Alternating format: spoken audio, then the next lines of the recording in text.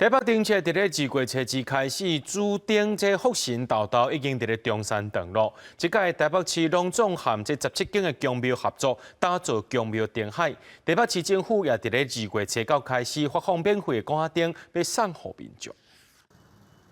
来到中山堂会当看到一只足色派的蛇，伊是今年2025年台北的主灯复兴道道一定出来甲民众见面啊！ 台北电车伫这月初5起购为期15天，即届阁有送免费的高仔灯，台北小区要予民众。这是送高仔灯活动停办6年了后，阁重新开放。小提灯将在2月9号、10号下午2点，在全市12个行政区限量发送，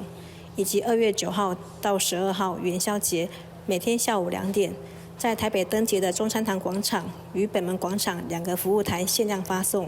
来到台北自由宫，会当看到各种的花灯，除了有今年的代表动物白蛇，阁有今年常青的运动羽毛球和白球衫，这拢是自由宫为着要响应台北灯节所呈现的作品。我们本庙内面有大座花灯，也有传统的花灯，有中小学学生的这个花灯拢有。 除了自由宫，即届台北市政府拢总有甲17间的宫庙合作，亲像城隍庙有全台北市上长的灯海，台北市天后宫有软桥脚造型的灯火，松山主会堂有白楼灯组，艋舺、龙山寺、台北保安宫等等的庙嘛有蛇年主题灯的活动。台北市政府和台北市的庙司邀请大家到店享受过年过节的气氛。记者陈阿双、柯敏哲台北报道。